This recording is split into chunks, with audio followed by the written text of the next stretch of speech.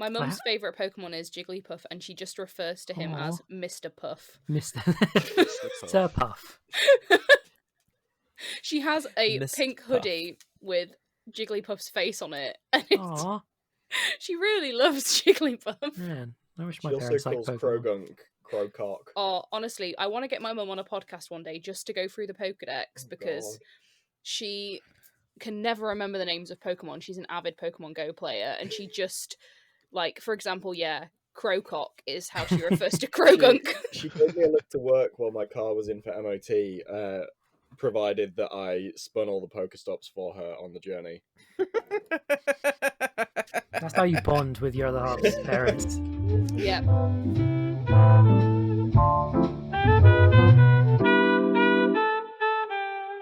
Hello and welcome to BeansTalk, a podcast about video games on the internet. This week we're going to be talking mostly Hades and Genshin Impact, I believe, because we rolled and that's just the draw the luck. Joining me is Jacob Dickens. Talking beans. Ollie Saville.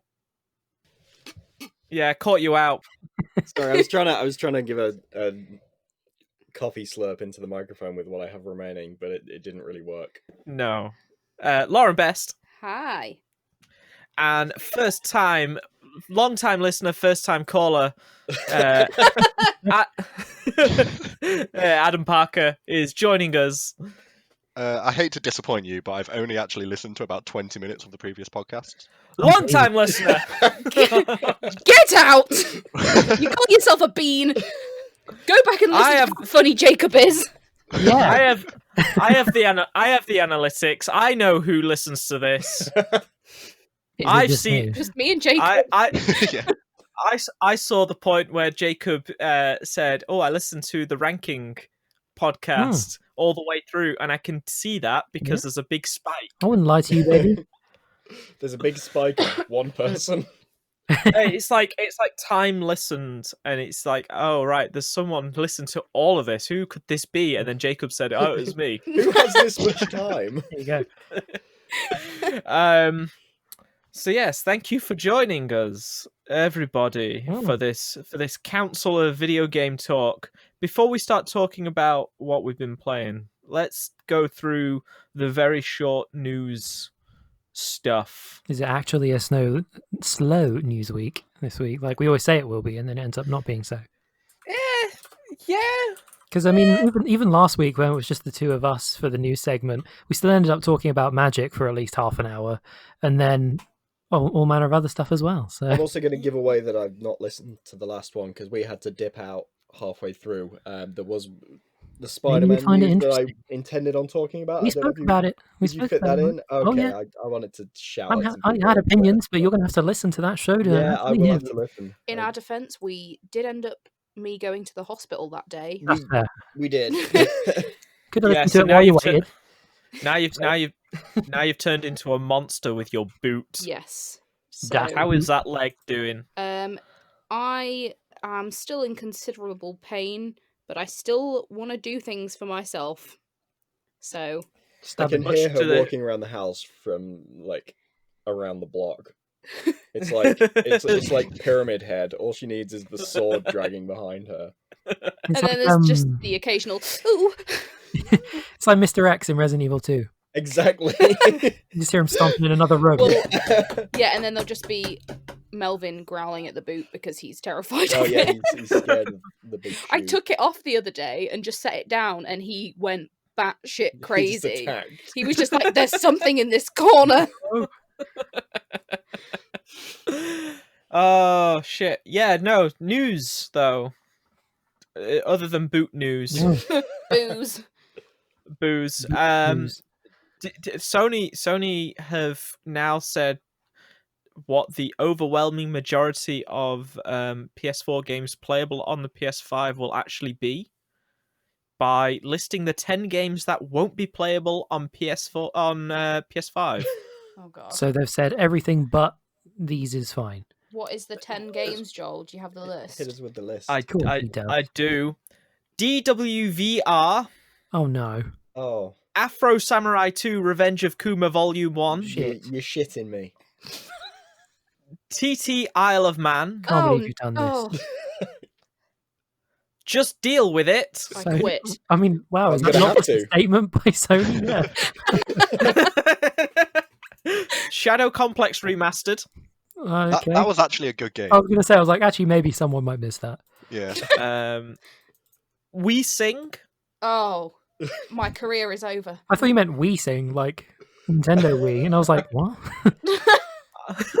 I thought it was a new character in Genshin Impact. Robinson the Journey.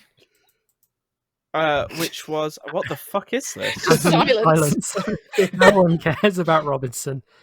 It came out. It's a virtual reality game to do with dinosaurs. Robinson or his fruit squash. It's a fruit squash simulator. Yeah. Hitman Go Definitive Edition. Okay. Shadow Wen. Shadow. Who? Shadow when? Shadow what? No, wait, sorry, Shadwen. Oh. That makes far more sense. And Tell it's a good game when he doesn't know the name of it. When? and a game that I can't actually find because it's just called Joe's Diner, and it keeps sending me to Joe's Diner in Chadderton, Oldham. Well, it's going to get them a little bit of publicity JoJo's Bizarre Diner. because This looks like shit. now the only place you can experience Joe's Diner Is in Oldham. is in Joe's Diner. Exactly. Go. Exactly. Joe's Diner exclusive. Unfortunately, Joe's Diner is closed because of Oh. COVID. Oh shit. Oh, It's tough. Is there Tough any on good these news businesses. today? Yes, the Old Cock Inn is nearby. Oh. Well. Thank Never God. change. English pubs. I'm looking at Joe's Diner right now. It serves hot and cold food. You can order by phone, email, or fax. You could phone them. Facts in your order? Amazing. Free delivery, outside catering available if you fax. You're welcome. Oh my God. You just imagine everyone's gathering round for the weekly takeaway. Right, who's faxing it over? Whose turn is it to fax over the order? Oh shit. Oh shit, I misspelt something. Oh no. So yeah, they can that is literally the not put out that list, and then 2 years from now, when someone tries to Play hit up Joe's Joe's Diner and go, "Oh, Joe's Diner didn't work," tweet at Sony, "Oh yeah, that didn't work on there." That could have been the announcement. So when they announced like the backwards compatibility will be a majority of the games, people were like, well, what do you mean? And they're like, well, like 90% of the games will work, and people were just like, well, what the fuck does that even mean? So I guess now we have a solid answer from them, which is these 10, which doesn't list PT. So Oh. So if it's in like your previous downloads library, you'd still be able to maybe. I don't think that's actually. Or they're just trying to pretend it doesn't exist anymore. Well, yeah, probably. Yeah, but also like that game you can't download from the PlayStation Store anymore Oh.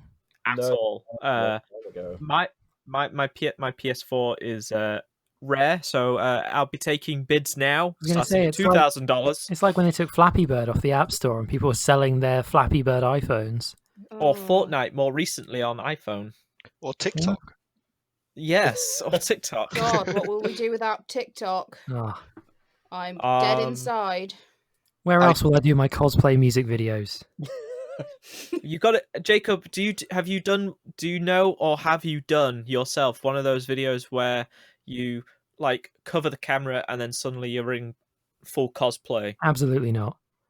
Do I Do you need- know? do you want to? Social media is not something I engage with really, so no. But I know Oh. plenty of people who do. Does Joe's Oh, Diner well. have any cosplayable characters? Yeah. Joe. I think it needs a send off. I think you should cosplay Joe himself. Complete with fax I machine. was gonna say I will be the fax machine. I was gonna say I would be the diner. I'm looking. I'm looking at the Steam page for Joe's Diner, and it doesn't look like there's many characters in it. It looks more like an exploratory video game. I You have feel to look like this up now. the deluxe edition, you get a limited edition fax machine for your diner. Oh my god, it's like you put in Joe's Diner. The first result is PS4. Yeah, maybe this is a big deal. This isn't. Well, the developer have other games on PC, so don't worry. Oh, All is be not alright. lost. Bus Mechanic Simulator. Finally, Police I can live my Helicopter dream. Simulator. Police- Airport Fire Department The Simulation. Is this all some kind of like cinematic universe for Bob's Diner? Bob's Diner. Joe's Bob! Diner. Joe's How do you Diner, know? Bob. It's the spin-off series. Rival. Fairground 2 The Ride Simulation. Please tell me that's in Professional- VR. Hang on, is no, Joe's Windows Diner a only. horror game? Yeah, looks like it. Oh shit! Well, it is Halloween. I feel like the aim of the game is to like you're trapped in the diner. Escape Joe. You need to fax for help, but all the parts of the fax machine have been distributed again, like around the whole diner, and you've got survival mechanics. You have to build your fax machine. to send your SOS fax. I've only got receipt paper. That won't do. Oh no, it's too translucent. Oh. It does come in the horror bundle though, which includes 1953 KGB Unleashed, Oh. Pine View Drive, Sounds like and Them The Summoning. Oh. it. Sure. All of them have either little or mixed reviews. I'll say worth every penny, I'm sure. Shall we move on for Yes. another news story? Please do. Speaking of PS5s, those SSDs finally got because they did that teardown video. Yeah, I was going to mention that. It was like a video. They took the whole thing apart, pretty much, didn't they? They took the whole thing apart. They showed it's got liquid metal inside, Ooh. and they showed where the NVMe M.2 drives will sit. Inside the console. You are saying some letters. Yep. Yeah, Joel was like looking up like the M2 drive beforehand, and I was like, "Bless you." I don't know how to come back from that. The drives that you need are going to have to be PCIe Gen 4 M.2 NVMe SSDs. ABCD. Yes, FBI, GDHQ, GDPR. DNA. What do current PCs use at the minute? What gen are they? So PCs, most modern PCs will be on Gen 3. Ah, okay. Correct me if I'm wrong, but I believe these run on electricity. Hot scoop. I'm trying to have a serious discussion about these hard drives that we're going to have to spend lots of money on. Joel and Adam, please continue.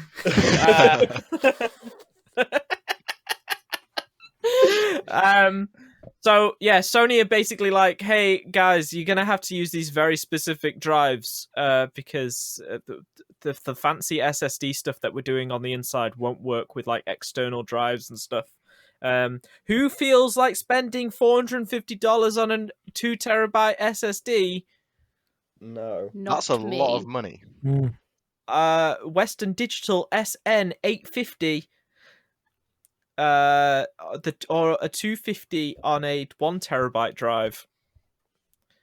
Bearing in mind that NVMe drives are a fucking pain in the ass to install because you have to like screw them in and then they're stuck, and if you fuck it up then you can potentially snap that thing in two.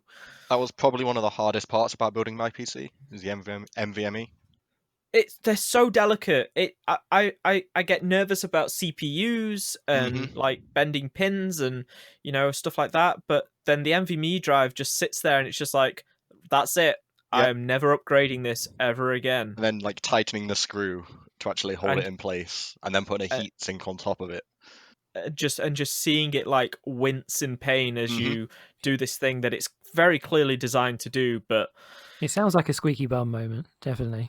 it absolutely is. It is squeaky bum to the point that a little bit of poo does slip Oh, out. You just had to take it. What is squeaky bum? When you're a bit like, oh, and it's kind of tense, and you kind of clench. What, when you're going to poo yourself? No, when you're just nervous about something. Yeah, and you and you clench your butt cheeks together, and it sort of goes like, "Ooh." Does it? Does it do that? I guess. it I always took the expression as like twitching in your seat and your butt's like squeaking in Yeah. the seat. And then it's like a little bit of fart maybe slips out. Is that what it is? You know when you're like super nervous, like Now you're we- sitting Like and a frightened telling fart. off. We're now discussing etymology. Yeah, it's more of a turn of phrase. My bum has never actually physically squeaked when it's happened. But I'll be honest, it's mine called a probably squeaky has. bum moment. I It's not imagine an if audible you're squeak at the very least. yeah, I imagine if you're in a cartoon, you'll have like a little caption pop up saying "squeak." A little poot. Little poop. I think in the and then- cartoon it would just be squeed, and then it would like fade off the side of the page. Yeah, it gets smaller and smaller, and yeah. I'm sort of imagining like Beano Calamity James artists. Jacob has Desperate Dan. Yeah, like that, or like Blinky, that style of artist, like with the mushrooms on the floor, with a little poot, just a Very little poot, cheeky poot. Cheeky comics. Speaking of next gen, All that transition. Squeaky bums. Speaking of next gen. Please continue. So you know how Apple are like, we don't want your streaming platforms on our things because we won't get the 30% cut. Money. And then Amazon were like, well, we'll just do it through the browser. What the fuck are you gonna do? Microsoft are doing the same. xCloud is coming to iOS via the browser. I think we. Anybody? I can't remember if we may have touched on this on a previous episode, actually. So we touched on it via Amazon yeah, bringing that was it. Luna The Luna. to the iOS Twitch via console. browser. So Microsoft have basically gone, oh, that's a good idea. We'll do that. Hmm. It clearly works. Fair. So that's happening. So Loophole. don't worry, guys. You'll be able to stream the Master Chief Collection and Halo Infinite on your phone browser in the near future. I mean, I hope it runs well. Yeah, that's- 720p and 30 frames a It's second. a nice option to have. I probably won't use it, but Yeah, it's still Yeah, pretty good. it's pretty good. desperate time And then for desperate measures. yeah, You can't, desperate. literally can't play your Xbox or your PC on anything else. I guess you can use your phone. Well, and then hope to God that you have signal or a strong enough Wi-Fi Yes. connection for it to work properly. As Blizzard once said, you guys have phones, right? Jacob from a few years ago would have got angry at that, but not anymore. Now it's just like Now it's I like, kind of you know want to what? see what Yeah, they've been working on with that. yeah. I'll Diablo definitely. I'd like to see it, and I'll probably play it. But I'm pre-registered. they've not really endeared themselves to the people in recent years, have they? No, that Warcraft 3 remake was Yeah, panned. really bad. Speaking of Blizzard, I actually re-downloaded World of Warcraft today. Oh, Why? Well, the Shadowlands pre-patch is out in a few days. sucked you back Again. in. Yeah. I can see why, but Adam, would you recommend that a long time never really played more than maybe a day or two of a free trial try World of Warcraft right now? In 4 days, I will say yes. Okay. Because they're changing quite a lot with like level squishes and a brand new starting zone in the Is that what they pre-patch. call it? Level squishes? Squish. Yeah, well, at the moment, max level's 120, and when the pre-patch comes out, they're making that level 50. So if you have a level 120, it'll become level 50. And like stats and damage numbers and all that lot again squished Wait, as well. so they're Good. reducing the level cap? Yeah, Oh, but they kind of they're just trying to like streamline it so there's not as many meaningless numbers. yeah, pretty much. So instead of hitting for like 1 million, you'll be hitting for like 1,500, stuff like that. Interesting. I like the Oh, idea that- behind that. Yeah, they're, That they're is- squishing all the zones, making them scale to your level as well. So you can play through any zone at any level, and it'll be scaled to your character. Oh, that's That's a okay. Suddenly John has gone from why to Oh. Yeah, I mean, I'm someone who has tried World of Warcraft a couple times because I really, really like the lore through, like, which I discovered through Hearthstone and then reading countless things online about it and whatever. Yeah. So I'm like, I would love to experience it at some point, but I've just never gotten along with the game itself because it just seems like so much to take in. And yeah, so if anything, that'll streamline it, hopefully, and maybe it'll be a thing. Yeah, you can now play through pretty much any expansion you want at any pace and still make it to endgame content the same as everybody else. Interessante. Yeah. Warcraft just seems like a new skill to learn, and I think I've reached an age where I don't want any more new skills. That's a good point. Also a heavy time investment, which I just already want to can't trundle make. through life. From what I can tell is that World of Warcraft is simple enough of an MMO at this point that unless you're getting really deep into the end game stuff, you don't have to worry about too much. Oh yeah, you can level from level 1 to max level with your eyes closed. Oh. So unless you want to take in like the lore or nope, stuff, it won't. Yeah, exactly. Although I'm here to see numbers. I would. Shadowlands is continuing on from Wrath of the Lich King, essentially, which was one of the best, if not the best, expansion World of Warcraft had. Surely not sequentially though, right? Like, is it just like thematically carrying on, or because there's obviously been so much stuff that's happened since then? Yeah, well, at the end of Wrath of the Lich King, it basically, like, Northrend basically just sat there and did nothing for the entire time, and then Sylvanas did some stuff with the Lich King, and now Shadowlands. Okay, fair one. Ta-da! I'll need to read up on it. Speaking of war, less of the craft, more of the war. Mortal Kombat 11 yeah. is getting its second combat pack. We were talking about this story. Yeah, just before we started recording, we were talking about this. Mortal Kombat 11 is getting announced its first 3 characters for the combat pack, or is this it? It seems like it's going to be it, because usually when they do these trailers for the combat packs, they'll like the ones that get announced, they'll show them off in kind of like a lineup, and then they'll have silhouettes of like characters to come. Whereas it's literally just these 3 characters in the trailer. There's no teasers, hints, anything like that. So I think this is it, and that would kind of blend into what you were saying before we started recording as well.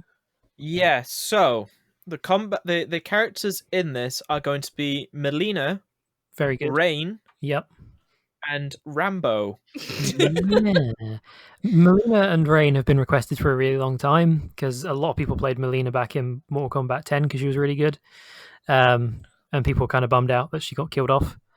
So I don't know how she's coming back in the story, but time travel shenanigans, I'd imagine, maybe, yeah. And Rain, yeah, he's a really cool design character, and people like the ninjas in Mortal Kombat, so yeah. But Rambo, yeah, I didn't really know how to feel about Rambo. Right. Bizarre. Well, see, without actually having played this game, I've quite enjoyed the theme of adding old movie characters to Mortal Kombat. I thought, yeah, I guess you can have Arnie versus Stallone now. Exactly. That's all I would play this for. I just want to smash Arnie action movie combat. Rambo. So the thing, Rambo v Predator.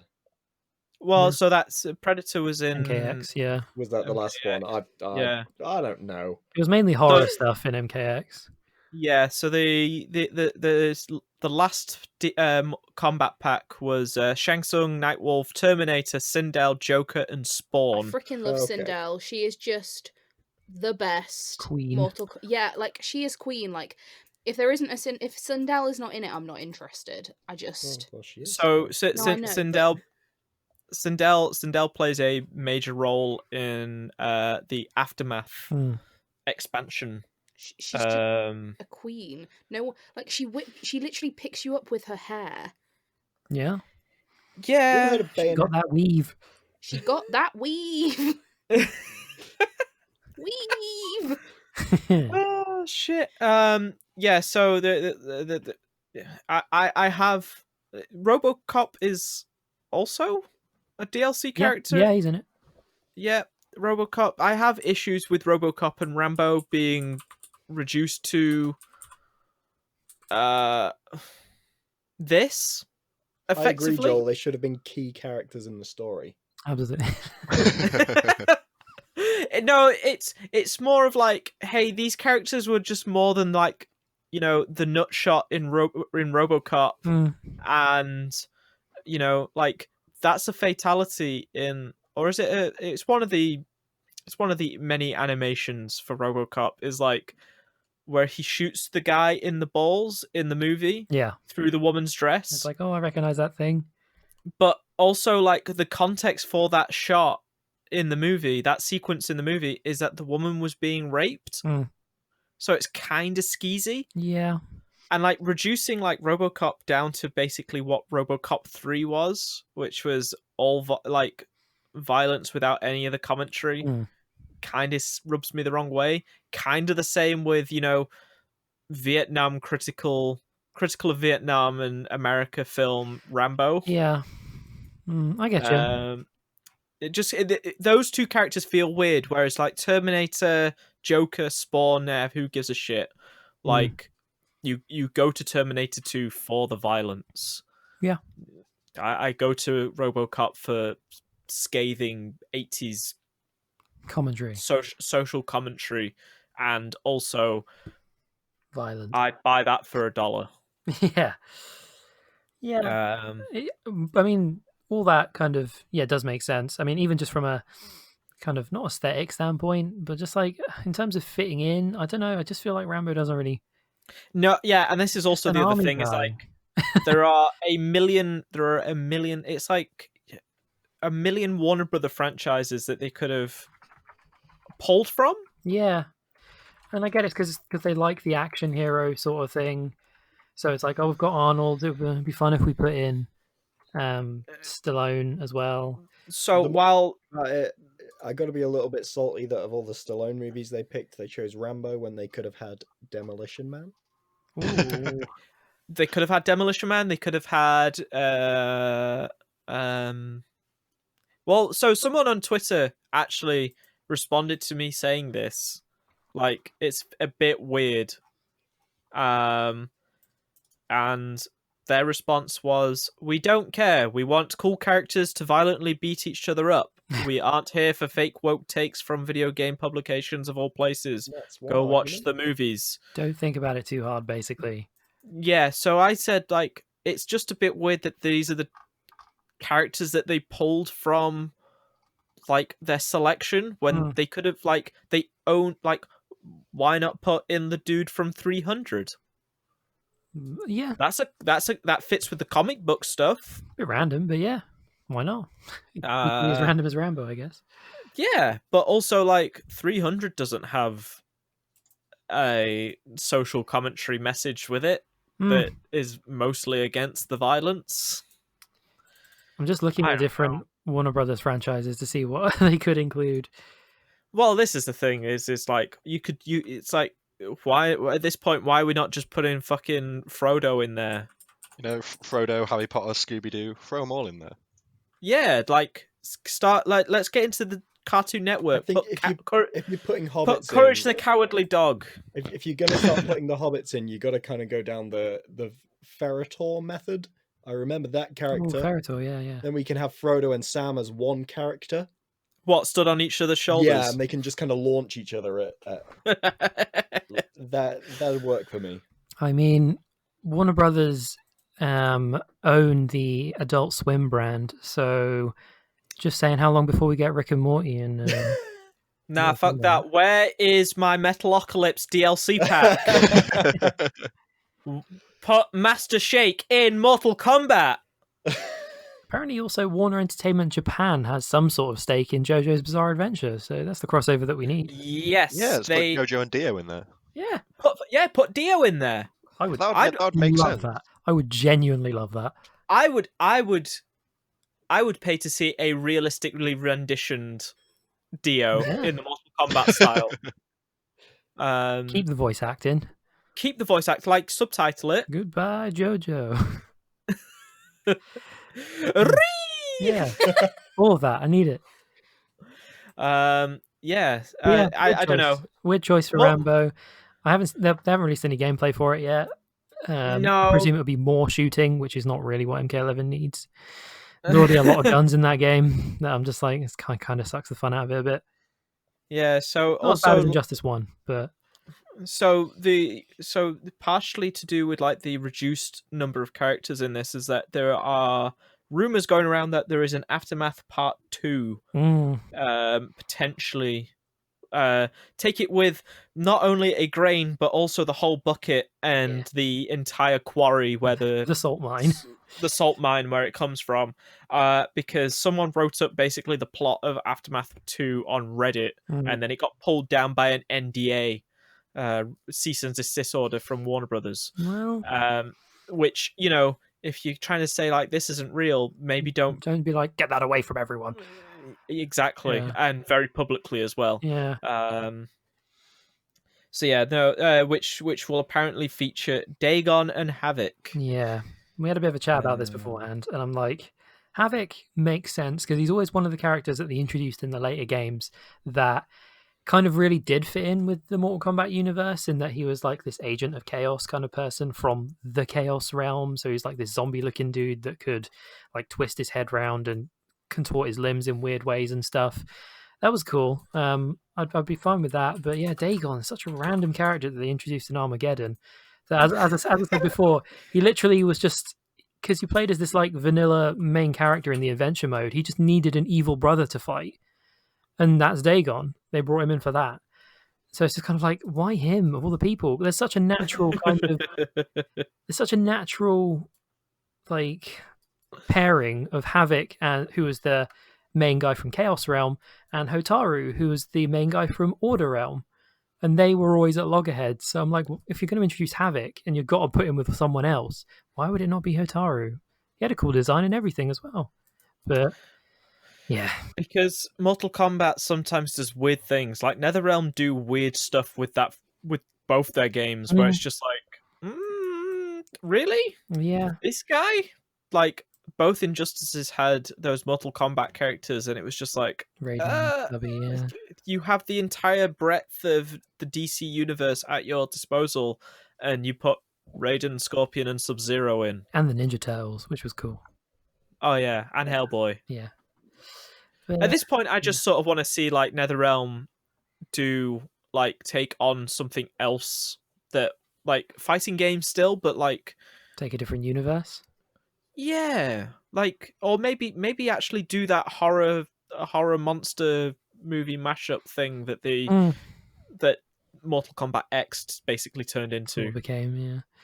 Like, I want to see Alien beat the shit out of Michael Myers. I mean, you can do that. No, he's not in. He's not in that. No, he's also rumored to be in MK11. You've got Leatherface, but you've not got Michael Myers. No, you know, I would watch that. Yeah, why not? I would watch. You know, or maybe do an action movie fighting game. Just stick all your action movie stars in it, because. Yeah. So the weirdest thing about this is like, Arnold in MK11 is not voiced by Arnold, but an impersonator. Yeah. Rambo is voiced by Stallone. It definitely sounded like him in the trailer. Yes, I'm not surprised. No, Ed Boon confirmed that it is actually Stallone. Nice. How much they paid him? Probably not a lot. He's doing minimal shit. Yeah, it's just more of like, hey, look, do you want to do this? You're in the office. Sure. Come on in. Yeah. Yeah. No, Warner Bros. They should just make like Super Smash Warner Bros. Ultimate. At this point, there you go. You might as well. Should we talk about the games that we've been playing? If that's all the news. Yes. That's all the news of interest that I have. I'm going to crack open a cold one before we begin. Oh, wait. I just do want to say an aside, not pour one out, but like... Excuse me? Solidarity with a majority of the GameSpot and CBSI staff who are all being laid off at the minute. Not much else I can say. If you are listening to this and have some form of power of hiring, go hire that Australian team and whoever else has been laid off, because Jesus Christ, Yes, GameSpot and basically all the brands that CBSI owned, including like Giant Bomb, etc. They got bought by a company called Red Ventures, and obviously business going to be business, but during a pandemic, laying people off, not cool. Not a good look. Not good look. So that's that on that. But can I crack open my cold one now? Yeah. Yes, you can. Oh, Oofed. That was that nice. sounded like it went everywhere. No, That sounded like a sponsor. Beppis. Beppis. By the Beppis. Yeah, BeansTalk delicious- sponsored by Beppis. A delicious beepus. So I presume everyone's going to talk about Genshin. So do you want me to cram in my yearly sports game rant? We've got a couple. We've got a couple of dingleberries before we get to Dingleberries. Dinglers. Yeah. Oh yeah. Just a couple. It's become Ollie, an everyday word in my vocabulary now for just random odds and ends. I'm like, Yes. there's dingleberries now. Yeah. Oh, please use it in a professional standing. I'd love for you to be like, yeah, thank you for inviting me to this meeting. Just before we start, a few dingleberries to begin with. Yeah. When I'm talking to like a student on the phone. Like Can you imagine me trying to resolve complaints with customers at work? Like, right, okay, I know you've probably got a few dingleberries, so let's get them out of the way. them right off straight away. speaking of dingleberries, Ollie, tell me about this FIFA game. So we were Yeah. playing it last night, and I was like, oh, So I'll start with the same that's the new one. with the same disclaimer that I put out virtually every year. So I'm one of the chumps that buys these games. But I'm not going to be one of the chumps that defends these games.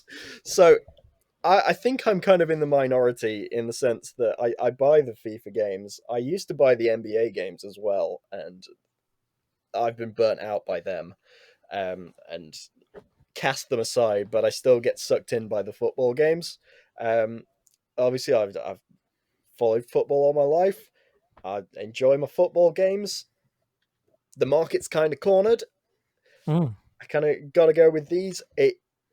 And in the past, I've defended them. I'm like, no, there is this. You get some improvement year to year. It's very minor. It could be an update, but me ranting on a podcast isn't going to change that with the amount of money that these things bring in. I don't think this one even had a demo this year, which they usually do. I don't think it needs one. Obviously, they're going to sell like hotcakes anyway. But yeah, I think I'm kind of in the minority in the sense that I never touch the Ultimate Team stuff. I can't put myself through that. Just turning to Genshin, it is just gacha at this point. I was going to say that's how they'd get someone like me into it. It's not happening yet, but so I've always played basically more from like the Football Manager side. The thing that stops me just purely playing Football Manager, which I do still kind of enjoy, is I like to actually like visually see the games and play the games. But Jesus fucking Christ, this year, I don't think I've ever seen such a minor improvement.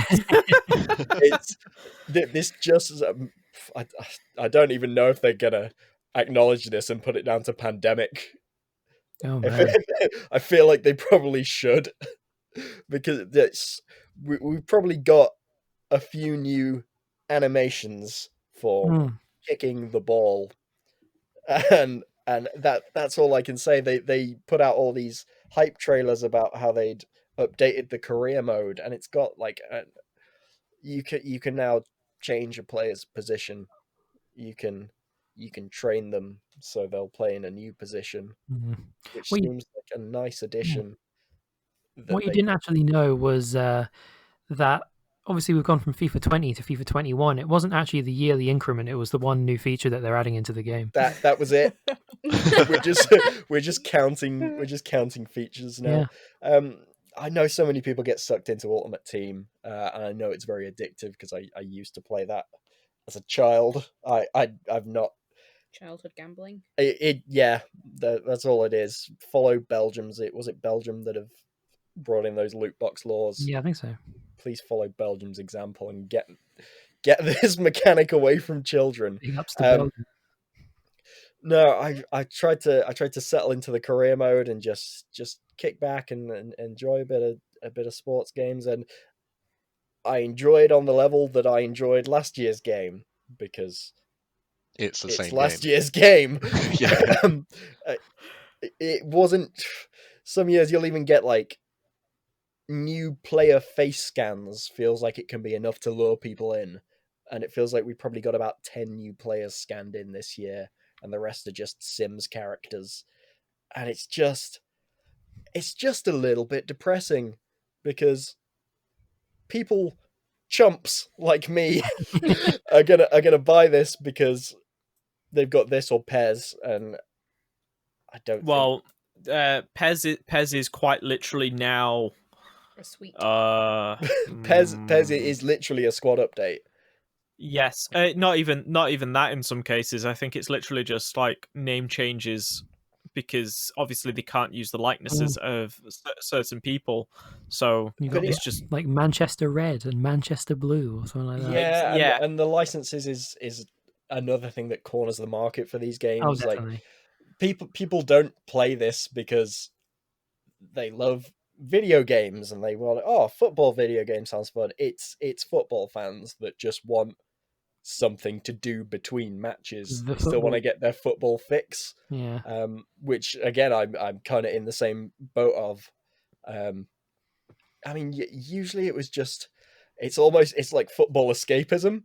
If the team you support is shit, there's some kind of satisfaction in taking them to the top in a video game and seeing them win a title that you will never see in real life. But we're gonna make Raymond. We do have a. So I think I've briefed you guys on Lauren's introduction to football, where she's made a fantasy league football, team, and she's actually doing better than me, but she still can't learn the players' names, so she just makes up names in her head. Nice. So the manager of Leicester City is Raymond Murfield. I don't know where that name came from. That's what I thought you said. I said the name was Brendan Rodgers. She heard Raymond Murfield, which is stuck. So the enjoyment that we're going to get out of FIFA 21 is creating Raymond Murfield in a career mode. He's the star player. And we're gonna. Oh no, he's the manager. Our manager, sorry. Yeah, we're gonna keep you updated. Don't worry. Yeah, we've thought of a please backstory. He's a Cockney guy from Irish descent. Bit of a geezer. Yeah, he's a bit of a geezer. He wears a big coat. That's about it. So he's a stereotypical football manager from England. Pretty much, yeah. But his name's Raymond. Good old Raymond. So yeah, we're gonna follow the career of Raymond, and we will update you on how Raymond goes. But I don't know if anyone saw the IGN review. Of the 2 out of 10. I did see that. Yeah, So this was for the. I think this that was was the Switch version. Yeah, the Switch version, which was quite literally just we're swapping certain things around. Look at the title screen. This one says 21 on it. The Switch version they label as the Legacy Edition, and the initial reason for the Legacy Edition was during the jump from previous gen to this gen. It was also it was also partially to do with Brazil. Okay. It was also because it was so Brazil couldn't get hold of last gen consoles, PS3 and Xbox 360s for a long time, way into their life cycle. They are really weird like that, aren't they? Because I remember hearing that like the Sega Master System didn't get discontinued until like some point in the 2010s in Brazil. Yeah, like Brazil's a very weird country for this sort of stuff, and it's very confusing. So you can obviously get hold of these current gen consoles if you want to pay upwards of $1,000 and ridiculous amounts of money that like just for import fees and stuff like that. So EA seeing like, oh shit, there's a ton of PS2s still there, and there's still a ton of PS2s in the West in general. we'll just put out this legacy version, and that's why the legacy version ran on way into the PS3 and 360 life cycle. Yeah, so this was carrying over. This was the 360 and PS3 version running on the Switch. On the Switch, yeah. So I think I've never played any of the Switch releases, but I think the Switch version is literally still running like FIFA 18, just with the squad updates. So I think it might even be FIFA 17 in some capacity. Yeah, however far back the initial jump goes, but yeah, that it's a con. That's all I can say. It's a con. It's a con. It is, and it's a shame because like these big developers are proving like we can put major games on the Switch. Like, okay, there may not be the best ports, like the Wolfenstein, the co-op Wolfenstein game. I can't remember what it was called now. No, Wolfenstein 2 is the new Colossus. Yeah, but even then, like Wolfenstein 2, like there's a reason. Yeah. There's a reason like Doom Eternal's been delayed on the Switch is because they're trying to make it play right. All it takes is a bit of effort. I mean, I can understand like EA maybe not like looking at like the Switch and going like, actually we've not seen that many sales on this console. We'll just put the legacy version out. But even still, they just don't fucking bother. Yeah, I think the Switch hardware is capable of running it as well. Most definitely at a lower resolution. I mean, look at like a 720 maybe. It's obviously really different, but if you want to play football on your Switch, buy the Captain Tsubasa game. I was just gonna say they haven't marketed on it until now. I'm looking this up, Captain. Oh, I want to friggin' play it.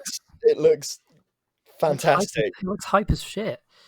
Yeah, this is. Oh, is this the anime football? This is the anime football. Oh, that looks. You might as well. You might as well at this point. I'm genuinely tempted.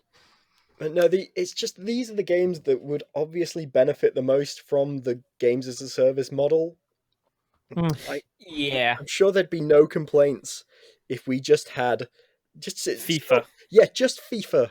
Just update it every transfer window. That's all you have to do.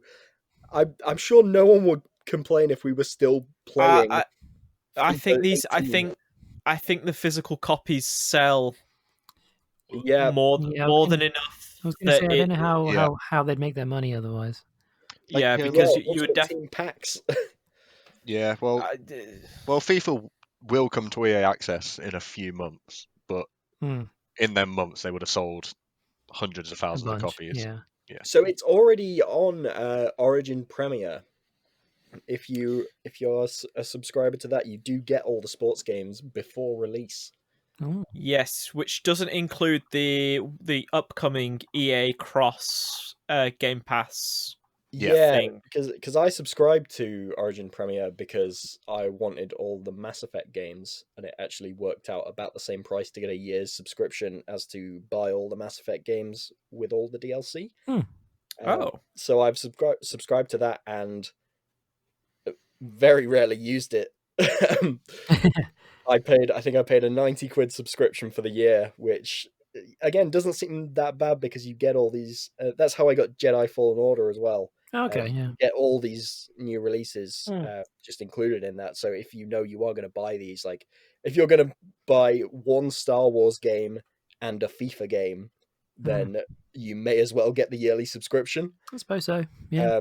I went down that route. So I've had FIFA since like before release, but and then never touched those Mass Effect games. I think I also downloaded the Sinking City on there, which I'm yet to play. But now this Game Pass crossover is coming about, so I'm probably not going to renew that anyway. Yeah. Speaking of Star Wars, has anyone played Squadrons yet? I've not. I'm curious to see what it's like. As I said, I have access to it through the Origin Premier, so I probably will give it a go at some point. I'm curious. I've heard good things about the way that it plays, but then like I've heard people say like that story is just fucking the most baseline Yeah. Star Wars, the goodies are the goodies and the baddies are the baddies. And I'm just so burnt out on Star Wars. It's the same reason I put down Fallen Order. I played a little bit of that and kind of enjoyed it. And then I watched the final movie when I was a few hours into the game. I'll do. And then Yes. deleted that game from my hard drive. No, I really enjoyed Fallen Order myself, but this will probably be something that I'll end up watching someone play, and then after about a couple hours of me watching them, I'll probably have a good decision as to whether I'm going to play it or not. Yeah. Yeah, that's how I am with most games nowadays. Yeah, I've got this specific group of Let's Players who play Star Wars games who I watch for these sorts of things. So, yeah. Jacob, Yes. give me the Battlegrounds down update, down low. Give me the continuing story of Billy Huggins and or something. Da, da, da, da, da. What's the current theme song for Raw? Oh God. We need the most butt rock what is music. Didn't. That's Just that'll do. That'll do. The Terminator music. Judas by Fozzy. Oh, Fozzy. Did they do a theme for Raw? I don't know. Joel said butt rock, so just insert Fozzy here.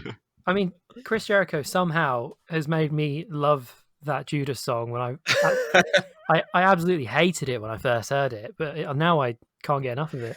And that's all Chris Jericho. 30 years in the business this week. 30 years in the yes. What a fucking guy. Yeah, Battlegrounds. That can be Battlegrounds. Battlegrounds. I might just cut in some Volbeat or something. Sure.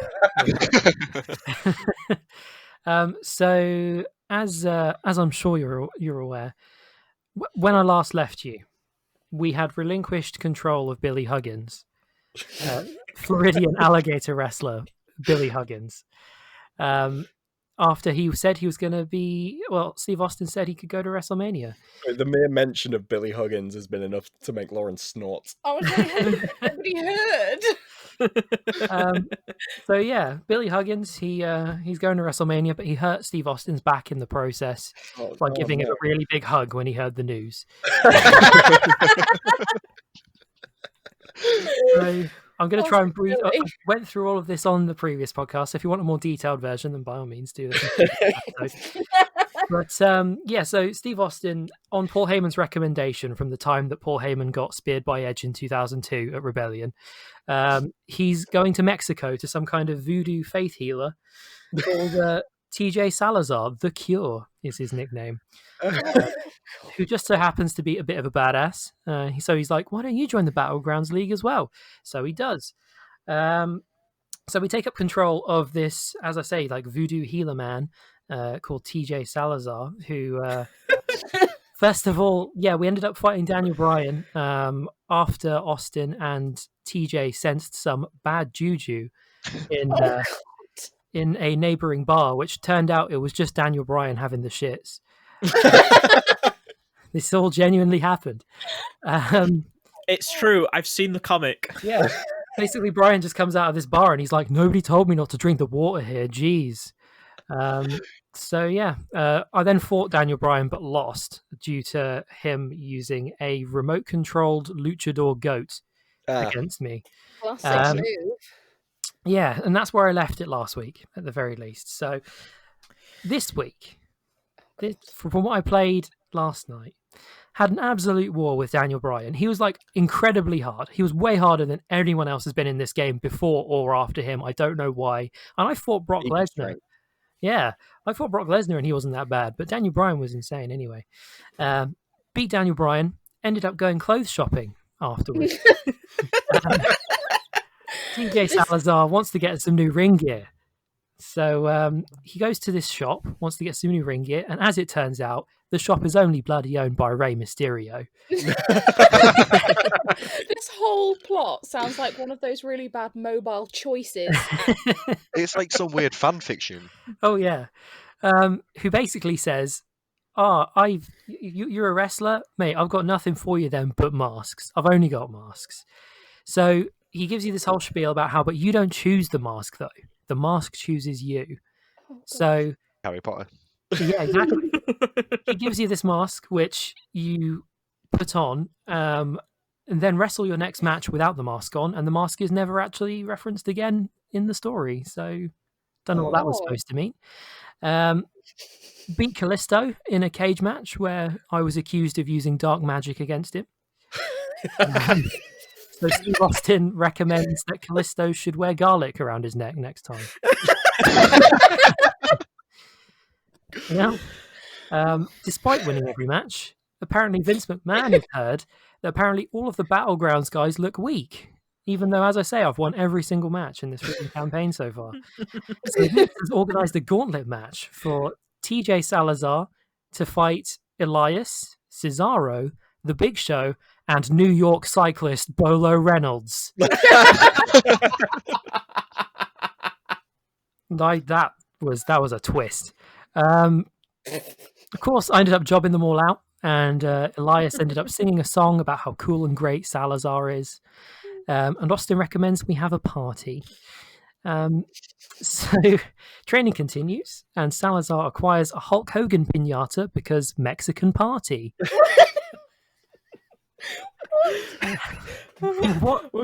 What Steve Austin actually meant, though, was having a Royal Rumble instead, which would involve Billy Huggins also. So we had the return of Billy Huggins. Billy. Yeah, I won the Rumble to the point where everyone, including Billy Huggins, had to be airlifted out in an air ambulance. Salazar is then told that he's also going to WrestleMania, but there's one match remaining before you can go. The final test, Lindsay fucking Dorado. Who I just beat. It's not even Rey Mysterio, and Rey Mysterio was in the story earlier. Why is it not him in my final test? But no, it's Lindsay Dorado. Well, you have to take out the whole Lucha House Party. Do you know what this Brett is? Metalik is sadly not in the game. This is when you see those posts on the internet that are like, I forced a bot to watch 1,000 hours, and this is what it came out What with. he came up with for a WWE-based story. Yeah, this is exactly that.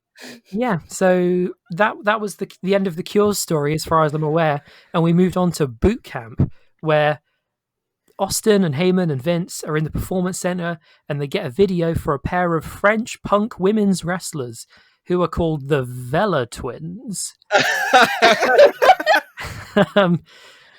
Cassie Vela and Polly Vela, to be specific. And they speak to Steve Austin. They call him Monsieur Cold. And they're coming for the Bella specifically, and they are to start training with Steve Austin, and that's where I've gotten up to. Oh my god. I can't wait for next Battlegrounds. Oof, what a journey. What a journey. Can I just say that, so I looked at the comic. Yes. Someone it's has all on uploaded... YouTube, but I don't want to spoil it for myself. No, so I looked at it because I was like, I thought it was drawn by the WWE Comics guys. The proper ones, yeah. Yeah, what are they called? Bang? Yeah. No, it looks like some artist was thrown it and said, do it in, we need it by the next hour. Just get it done. It looks fucking terrible. They're charming, though. Like I said last week, they're charming in their own way, and I still kind of stand by that. I'm like, they're shit, but... Yeah, it's shit, but it's like less than really bad Simpsons comics. Oh, yeah. I don't know. Yeah. It's weird. It goes places. I'll have a bit more for you next. None of it's voice acted. I'm like, by the time I'm done with this, I'm going to isolate all the clips of me talking about this, and we can have one big YouTube video of me going through the Battleground story. I think. Oh yes. Have any of you guys heard of AI Dungeon? Yes. This just reminds me of something out of that. AI Dungeon being a text-based, randomly generated dungeon crawler thing where you type in a prompt and the AI will then generate a story for you. I see. Yeah, no, I can see that if they put a wrestling spin on it. Yeah. So Battlegrounds. I played that for about an hour yesterday. Could have been playing Genshin or Crash, but no, I keep doing this to myself. So You've got to update us on Billy Huggins. I know it's become a weekly thing at this point. So who knows what's next for Bolo Reynolds, Billy Huggins, TJ Salazar, and the Vela twins. We'll have a real jingle for you next week. Yes. Thank you. Hopefully. Should we talk about Hades before we talk about Genshin? Sure. I haven't played Hades in about a week, but I want to hear what everybody else has been thinking about this Hades malarkey. I've probably collectively played it for about 3 hours in like half an hour chunks, because it's usually in the time in between where I can't play anything else because the TV's in use or something. So personally speaking, I'm about, I don't know, 7-8 runs in. I'm currently in the middle of my longest one so far with the bow and arrow. But The bow is pretty good. I've got this different version of the bow. I upgraded it in such a way to, instead of it charging up, it fires like rapid fire instead, which is like way better. Yeah, I've used that a couple of times, because you can, obviously you lock on, so you can just kind of find a corner Spam and that shit. just hold it down. Yeah. But So yeah, how I really want to far try have you guys got? Have you escaped yet, or? Oh no, I'm on like the What boss are you third at? section currently. This is the first time I've reached the third section, which is Elysium. Isn't it? Yeah, I'm at after the the same Hydra. point. Yeah. Yeah. Before I'd only got to Asphodel like once before then, because I'm just kind of trying stuff out at this point still. But yeah, Ollie, Hello. what do you think of the Hades? I'm a bit like you. I've not picked it up in the last week or so, but I'm very interested that all four of us seem to be leaning towards different weapons. I thought that too. Because Joel, you were saying you don't like any of the range stuff, do you? No, I hate the range stuff. I want to get right up in their faces. I also really like the bow, but I lean towards the spear and the shield. The spear, because it makes me feel as close to Kratos as I can be. Because I can it's like the axe. You can just recall it. You just throw- recall it yeah. and have it hit things on the way back through. But no, I still lean towards the shield, but I use the shield purely as a ranged weapon. I hate the shield. I love the shield. I feel hate like it. Captain America. I tried it once and I couldn't kind of fathom it out too well, I don't think. So I really like the shield, but only once I get the boon that basically deactivates the ranged attack. You really don't like range, It's do all you? rush down. No. So, but basically, my method of using the shield is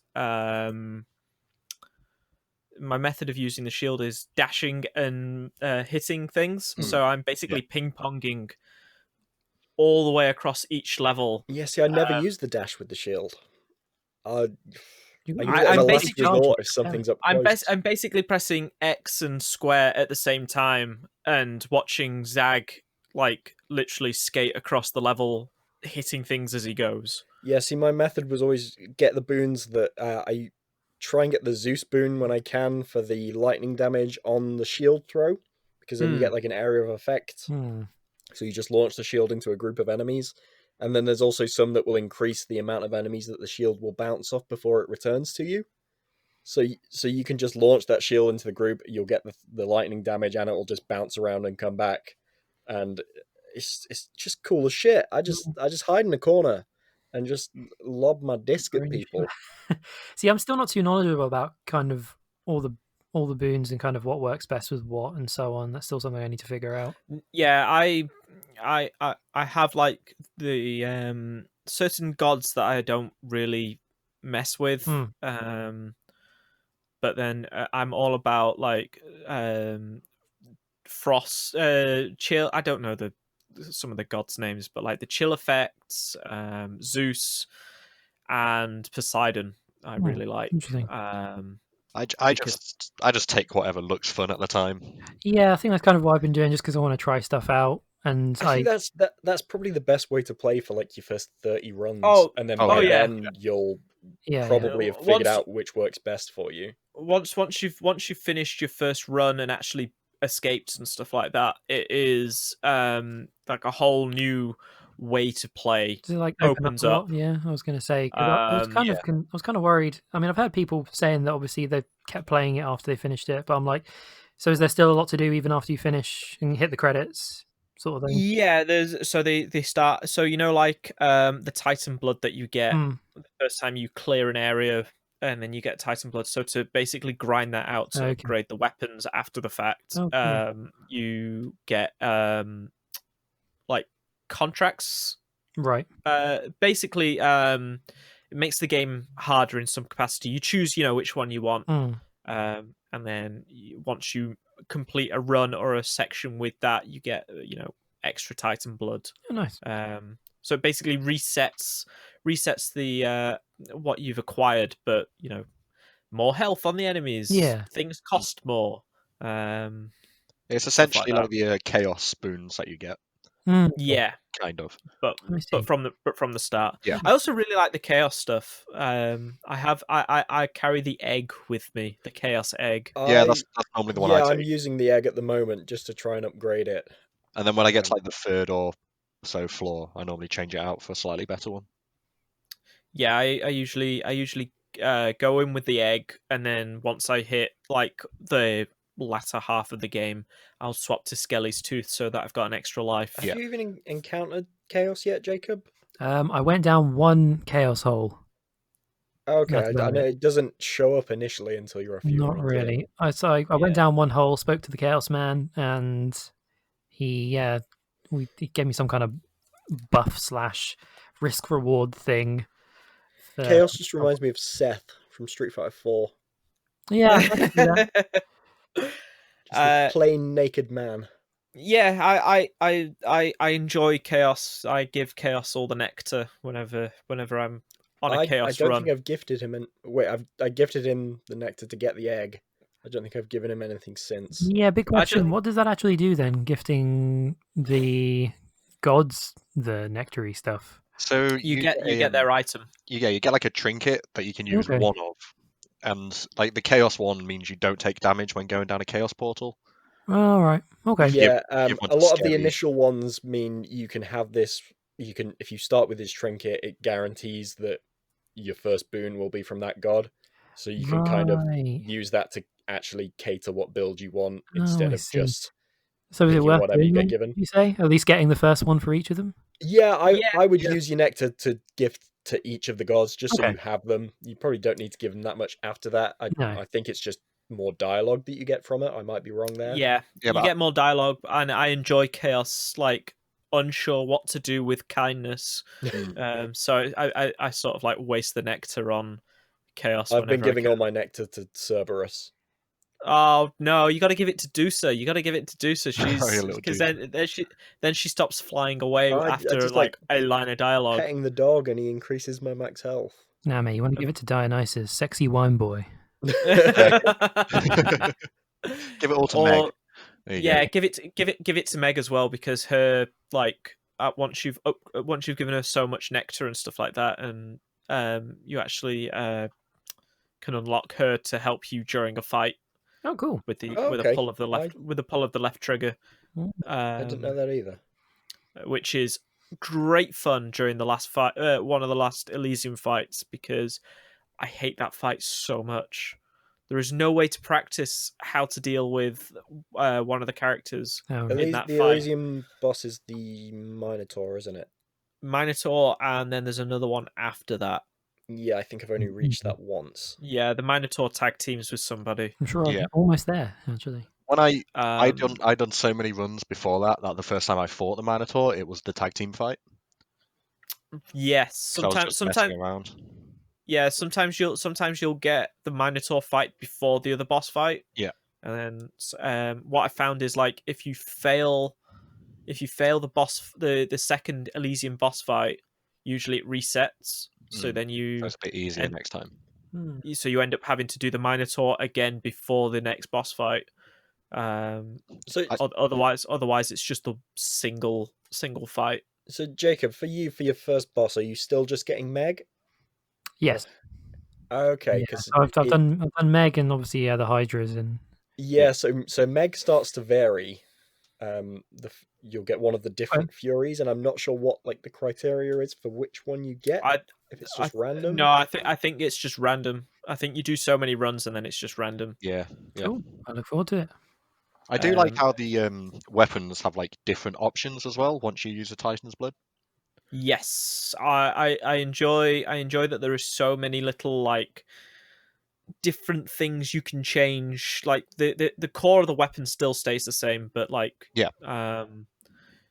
know, oh, it's doing this now. That's actually really helpful. Like this changes how this like the basic of how like that weapon works stays the same, but like the way that you actually play with it completely and utterly for changes. example, one of these spear ones is when you throw the spear, instead of recalling it, you teleport to where the spear was thrown to.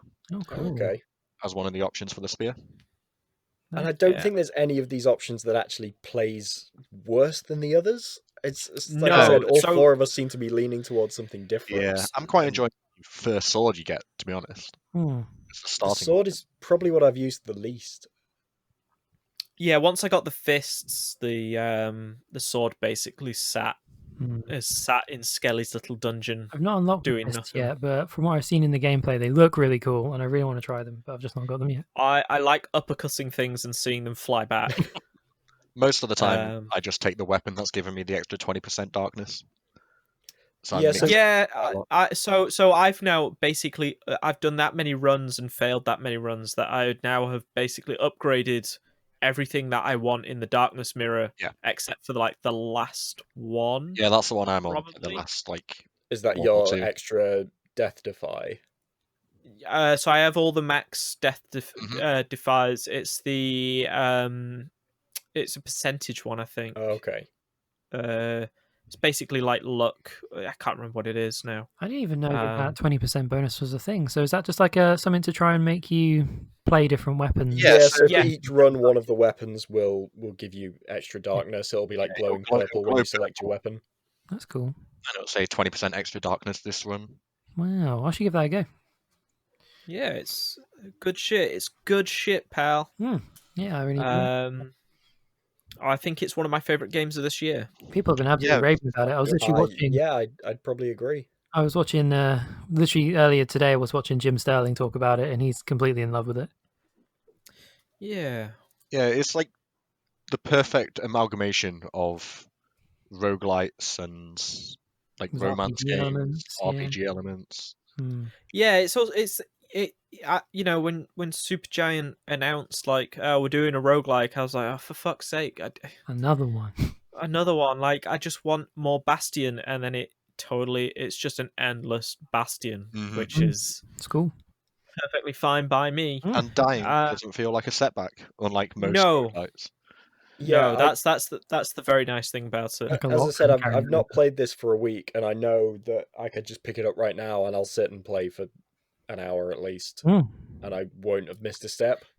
It's something I know I'm just going to keep going back to. And also that hour, you'll actually get something out of it, you know, story-wise. Exactly. Nothing feels wasted.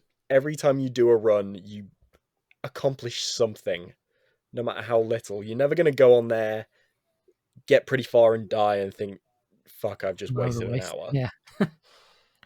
It is good video. Yeah, it's set the bar for roguelikes and roguelites and whatever. For that entire genre, it set the bar of like, this is how things have to be done now. Yeah. I don't think I could. I think the only one that I could go back to. I know people really like Spelunky and Spelunky 2, but yeah, it just came out, didn't it? Spelunky 2 did. Yeah. But I don't think I could go back. I personally don't think I could go back to that style of like, fuck, I just wasted an hour. Just another quick disclaimer. I think Mr. Whippy is now out of season. However, he's been replaced by screaming cats. So if you can hear anything, there's a bit of a territory war going on outside our house. Yeah, next door's got a new cat, and across the road's cat is not happy about having to share the road. They have chosen underneath my car as the place to have their first battle. I'm just imagining Mr. Whippy's being kicked out of his van and there's just 2 screaming cats. There is a third cat involved, but it doesn't get involved. It just sits on the wall watching. Spectator. Yeah. Yeah, the like referee. these fools. You need a witness. I just remember washing the dishes one day and looking up, and in the driveway, 2 of our neighbours were just crouching, and I had no idea what was going on, but they were trying to get their cats out from under our car. Well, we're now in screaming cat season, so 'Tis a season. I can't decide what cat I want without the pictures on the van. one last point about Hades, actually. Sorry, that I forgot to mention at the time. Is all of the character designs? I love them. All of the gods look great. Zag looks great. I really want to cosplay Zag at some point if I ever am a bit more buff. A bit so more never. buff. But yeah, no, I love all of the designs. I can't think of a single one I don't like. The only complaint I have about Hades is Zag's voice acting. In what sense? It is totally fine. Yeah. It just sounds like, because it's the guy who does all the music for all of Supergiant's games is doing the voice for it. And it just sounds like his only reference for acting is Lucifer, the TV your show, yeah. Yeah, the TV show, which basically is like the only reference for for the voice of Lucifer is like, can you kind of do David Tennant but more American?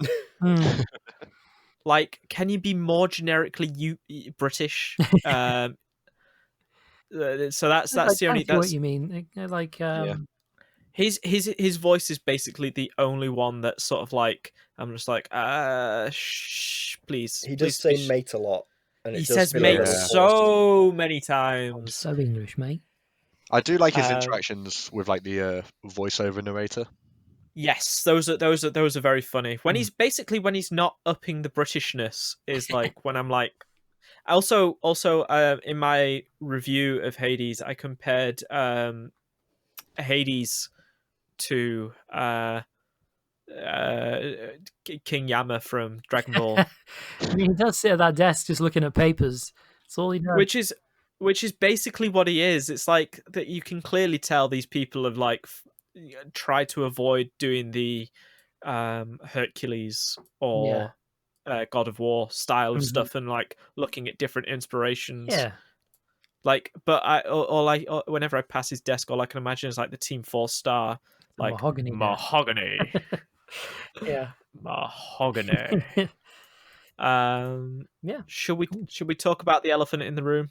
So Genshin Impact. Joel, do you want to give us another brief explanation on what it is before we go crazy?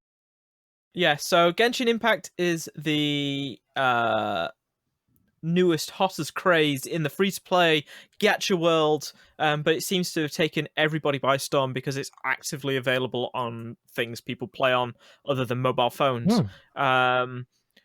So it is, how do we describe it? It is Breath of the Wild-esque. I've been calling it Genshin Impact Breath of the Waifu. That is an accurate description. Except it hits a point like once you, for me, like once you leave that first, I'd say 3 hours, it stops being less. Like I found it being more like anime combat game, more dungeon, more than 20. Like I've hit so yeah. But it's filled with gacha stuff, so which is like to build your party, you are rolling for characters and weapons and such as well. Weapons. So like you're spending real currency or the earned currency, which you can then pay for the earned currency if you want to just skip the bullshit, because they give you like 20 for a quest and 1 for like finding like different stuff around the world. So you can definitely acquire enough to roll for characters, but it's a hell of a grind. It's a hell of a grind. So I have actually been really, really, really enjoying this game in ways that I didn't think I would. I thought I would drop off before the point that I've hit, which is where all the gacha stuff actually opens up. Oh god, there's more.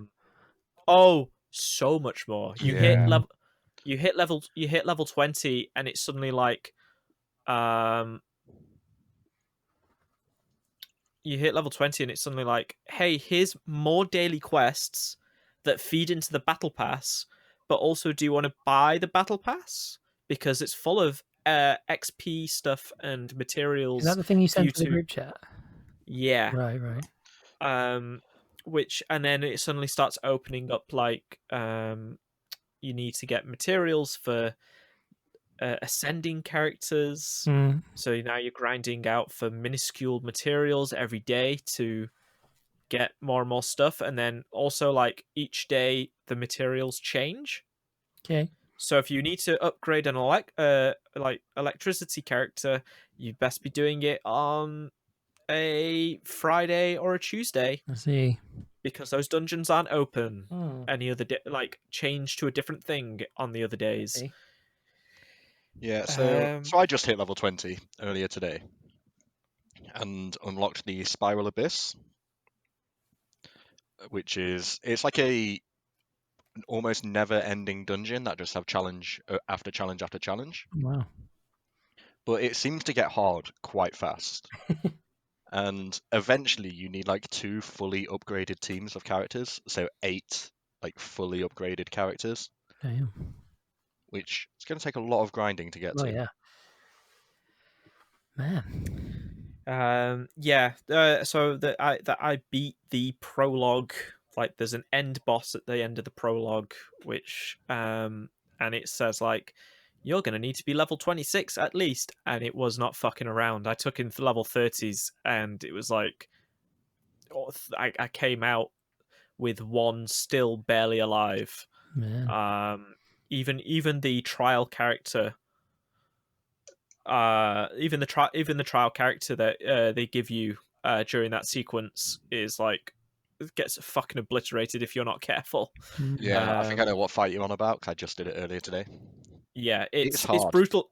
It's hard, and it also doesn't it tries to explain like, hey, don't stand on this type of floor, but you're trying to manage so much stuff going on at once that you kind of miss that like this floor is killing you. And it's the only time, like, it's one of the only times where the issues with that game of like, so there's gusts of wind that you'll find around the world that will blow you upwards and stuff like that. And I can never seem to manage to get it to work right. Like, certain, like, the way to jump into the gust to get it to actually blow you upwards. Yeah. So they'll be on like the either ends of the platform, and it's just like, this isn't working, and now this character's dead. Oh, now it's working, and the corpse is flying up into the air. Yeah, I am finding the gacha stuff not too oppressive, but I would say the Yeah. same. Yeah, I've not. Sorry, go ahead. It seems okay at the moment, but I think that's just because I'm constantly leveling up, constantly finding new things. But as soon as I've unlocked like all the waypoints, collected all the like little collectibles you need to get, I think it'll start slowing down very fast. Yeah, I can already sense like the need to be on PC and mobile, just so that I can at least like, be on top of like getting the materials and stuff like that regularly, because Jesus Christ, like they gave me like five of the materials to upgrade this sword, and it needs 3. So now I've got to go back through for each weapon that requires them, each person that requires it. I can't even find the pomegranate to upgrade Noelle. Lauren? Yes. How are you finding? Because you started this with your big boot on the... I needed a game that I could play from the sofa where I was spending most of my day with my foot elevated. And after you were crying about it, Ollie was like... So he downloaded it because he needed to leave me with a game to play. So I was like, fine. So she wouldn't keep getting up. Yeah, so I started it with a bit of reluctance because I was very sort of You've told me to play this, so I don't want to play it. yes, Where but also of its kind of business model? yeah, I think I've always been very sort of like uninterested in free to play games because I feel like I'm playing it, but I'm waiting for the catch or Yeah. But then at the the same time, gatch. you get so sucked in by mobile games. Yes, but it's different when it's not a mobile game. So like It kind of is. I know, but like I'm playing it on the PS4, but it's really really good. I'm a lot further behind than you guys because I have less time to go all in because I'm trying to play this but also stop Melvin from causing chaos because I can't get up to stop him. So Which I have adventurer to rank are you? 9. Okay, you're about at the same point as me then. Yeah, I'm just about to go on the pirate story quest with I Kaya. played a bunch of it last night, but before then I only had really played about an hour or two. I've So I've not done too much of the story because I get so easily distracted by just sort of like exploring and doing stuff. And Mm. also, I spent a lot of time reading on all the wish types because I wanted to fully get the most out of my wishes and my fates without having to drop any money on pulls.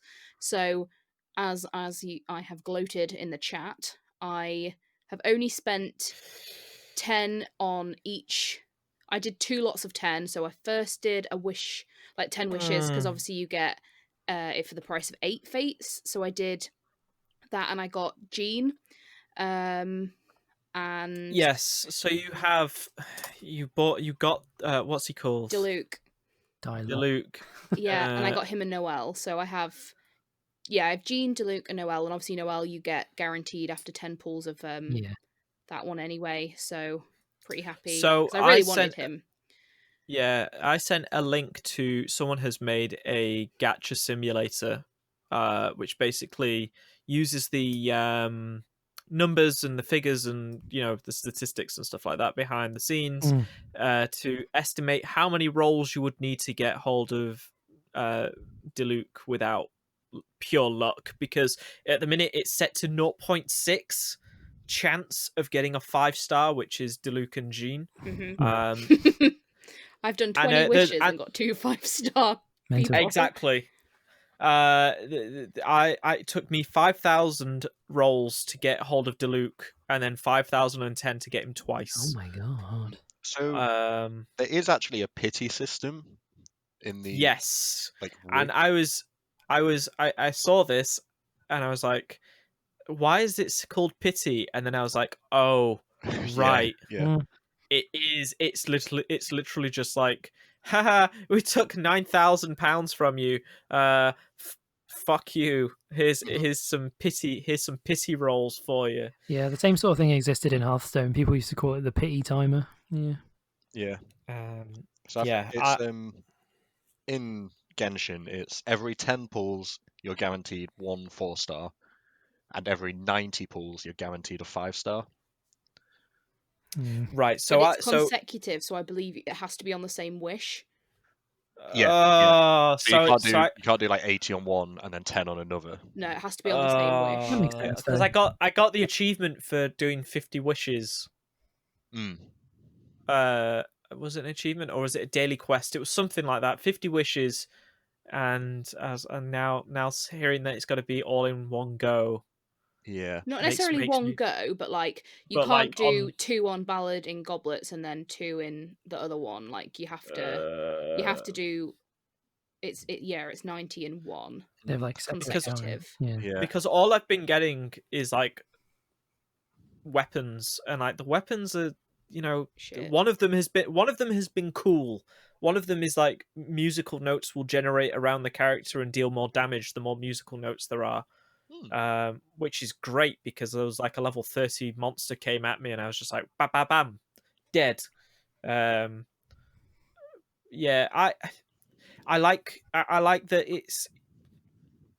I know a lot of people are saying like, it's Breath of the Wild, but with gacha. Way. But the deeper you get in, the more gacha it becomes, and the less Breath of the Wild it It's is. more the Breath of the Wild thing is like the kind of game it is in general. I think the problem I have, like obviously it's been long enough now since Breath of the Wild came out that the formula has finally been like deciphered. Other companies are going to start putting out their own Breath of the Wild-esque games. Obviously we had the same with Immortals, but the problem I have is like how fucking similar some of the aspects are.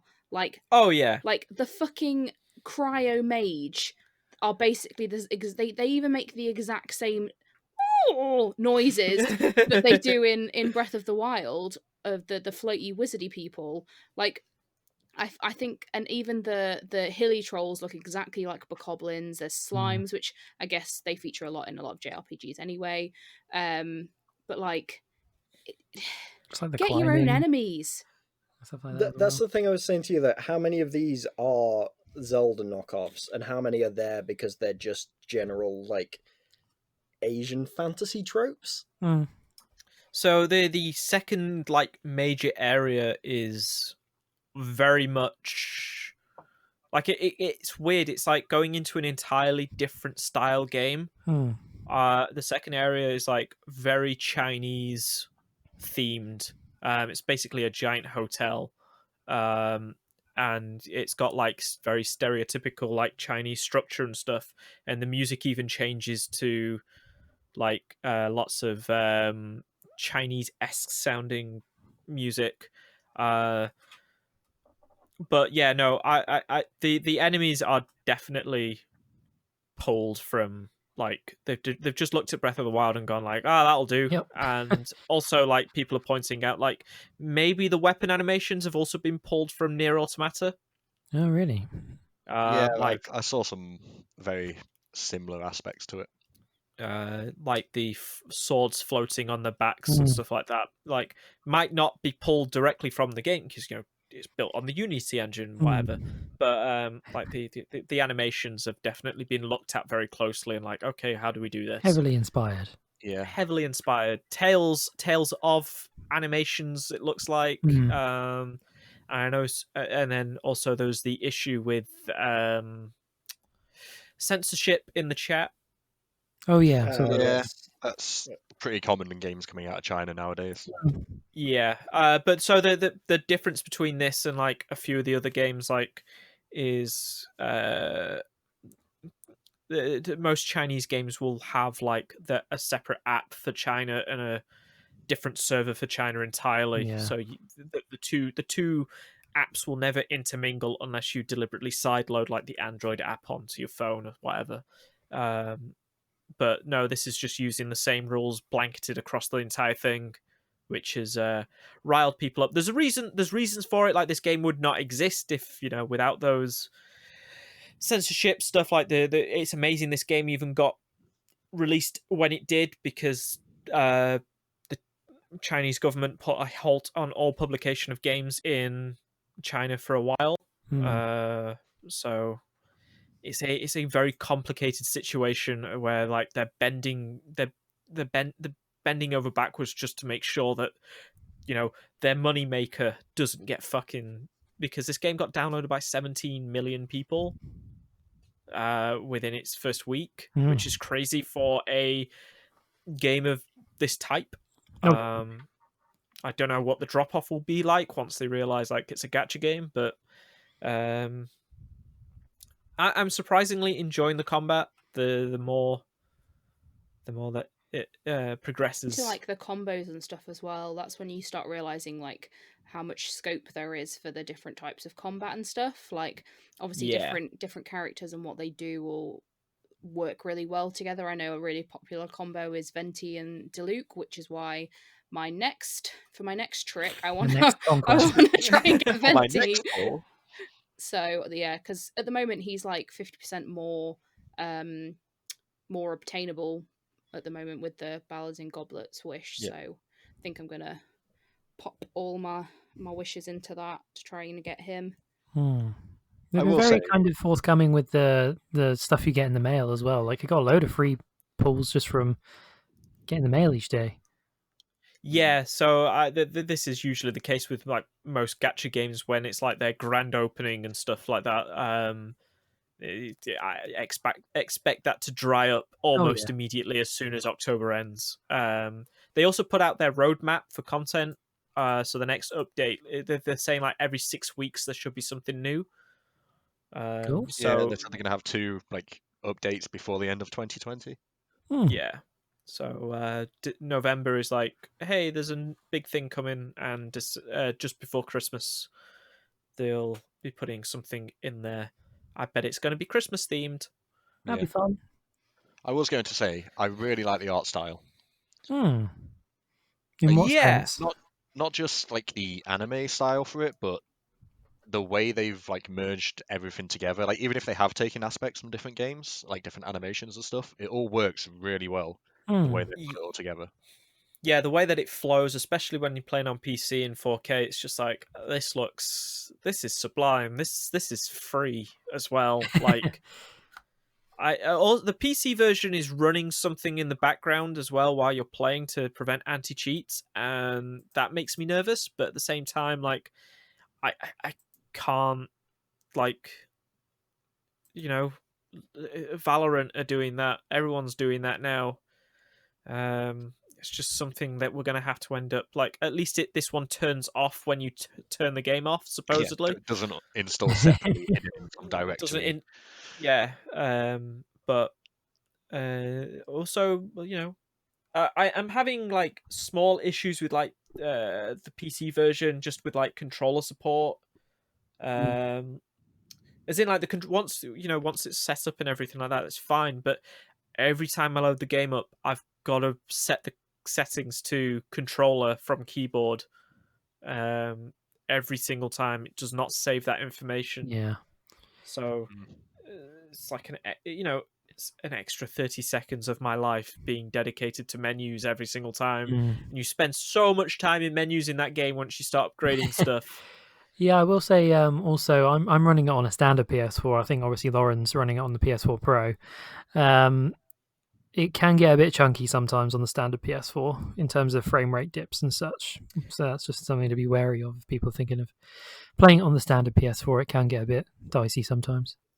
And obviously, Lauren, with the PS4, Lauren, how is it? How's it running on the PS4 Pro? I've not noticed any problems, to be honest. I've not really noticed any dips or anything, so it's running pretty well. The only thing I was going to say is obviously the PS4 is the one where you can't sort of like use your save on mobile or PC. It bums me out so much just because I want to play friggin' video games on my couch instead of up in my loft. I'm like, oh, great, I can't play it on my phone or anything. Yeah. And then the phone version doesn't. When the Switch version drops as well, that might have the same issue. Yeah. I don't know. I'm gonna lean towards yes, but has anyone cracked and spent money yet? No. I'm close as well. I was considering it as well because they've got that like 30-day thing you can do for like £4.50 where it gives you a little thing each day. Yeah. I'm tempted to buy Battle Pass. Like you get a level 20. I want the Battle Pass as well, and I'm now deciding whether to spend. Like, I'm trying to figure out whether it's worth it or not.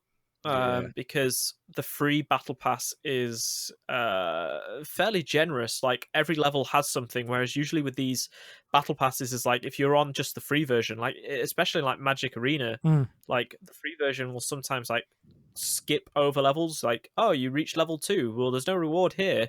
Carry on to level 5. Whereas you can see on the bottom of like level 1, 2, 3, 4, 5 have all got currency and stuff like that. This one seems fairly generous, but not generous enough where it's like, there's always going to be that thing in the back of my mind of like, I should get the Battle Pass. And Lauren's the worst person to say no. She's an enabler. She is an enabler. That's the word I'm looking for. Just, she was like, which one are you thinking? The £10 one or the £20 one? I would go full out. So realistically, if this was a game and this had if it wasn't a gacha game, you'd probably be paying like 40-50 quid. So this is the mentality I take to all these games anyway. You've spent zero money, so if you the problem is I don't know whether I'm going to play it for the entire length of the battle pass. How long is the battle pass? Every month. Yeah, I think at the moment it's about 30 days left. It's that. Let me just say that's how I justified my Hearthstone purchases for the whole time I played that game. And I was like, well, instead of buying new games, I'm just putting another 50 quid into this one game. Yeah. How much do you think you ever spent in one, like, altogether in Hearthstone? Oh, we figured this out at some point. At one point when I was, it was a couple of years ago because it was when I was working at CEX. I had a look at my kind of Blizzard transaction history, and I mean, Blizzard in general, I know I'd spent over $1,000. Hearthstone on its own was probably closer to 500. But that is over the space of like 5 or 6 years. Yeah, people spend So I'm like looking at it more. and I'm like, oh, that's where my student loan went. All right. I've spent. I dread to think how much I've spent on like Magic in total. Yeah, because Oh, I mean, God, like physical cards as well. Physical cards included. I Oh, pile that it's all up into there. one thing. It's up there. It's Several thousand. yeah. man. Yeah, because Yeah. I mean, this kind of Blizzard transaction history I went through, that was obviously Hearthstone and Heroes of the Storm, which were both like my most played games throughout a lot of uni. And then also, yeah, Diablo as well when I bought that. And Yeah. yeah, it was over a few different games, a load of Overwatch stuff as well, actually, as well.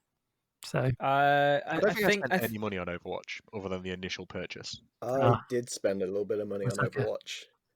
It was one of the few No, games I've actually dipped into the purse for. mm.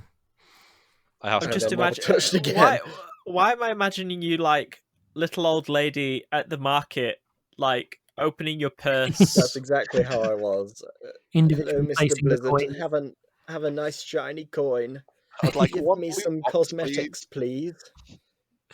Um, I think the gacha game, when I was on my gacha game hype towards the end of 2017 and early 2018, like across, so I was playing two games. I was playing Game of Dice, which is basically just very fast paced Monopoly card game sort of thing, and Grand Blue Fantasy. Oh yeah. I don't want to think about how much money I spent on Grand Blue Fantasy, but I know for a fact I spent, I would say about £100 on Game of Dice. Wow.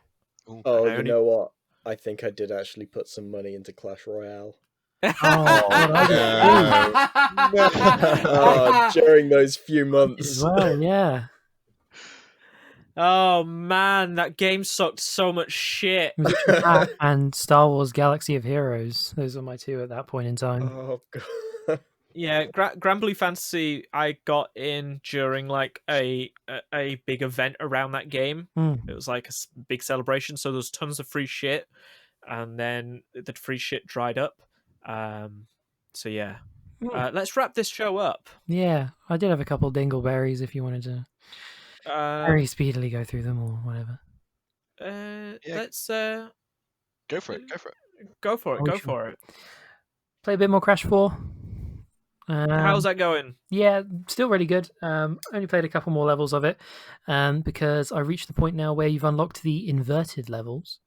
Oh Which is shit! one of the big kind of new gameplay features they added in, which was basically every level has like a second version of it that has some kind of gimmick to it and some kind of wacky art style. So, for instance, the first couple of levels have their inverted versions are basically everything is dark, and every time you spin, it lights up the level.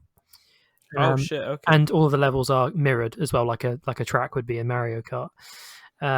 So yeah, and each one kind of has its own gimmick in a way. Like I've seen some of the gameplay from the future of the game where it's like the level is underwater now instead, so obviously all the physics are different and things like that. So I've unlocked those, and I've just been going back through those because it's a whole new set of gems you can get to unlock the skins. So I've been going through to do that. Also finished Danganronpa as well. Would highly recommend, but it's very hard to talk about without getting too spoilery.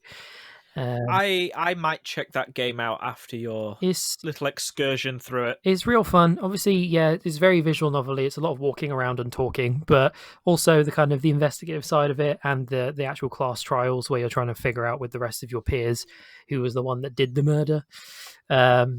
They're really, really fun. If you like kind of like Phoenix Wright-y sort of things, then it's a bit like that as well, where you just look at I'm in. contradictions in what people say. And yeah, all the characters are really fun. We've just started the second one as well because I've got all three of them, so may as well. And oh yeah, one more thing about Crash actually I forgot to mention was they've introduced wall running now as well Oh shit! into Crash. Okay. Yeah, it's a weird thing. Literally just in like the last level I did, but I was like, yeah, I mean, it works really nicely. But yeah, it's just very weird seeing that kind of thing in a Crash game. Neato. Yeah, I think that's about it. Just needed to get that off my chest.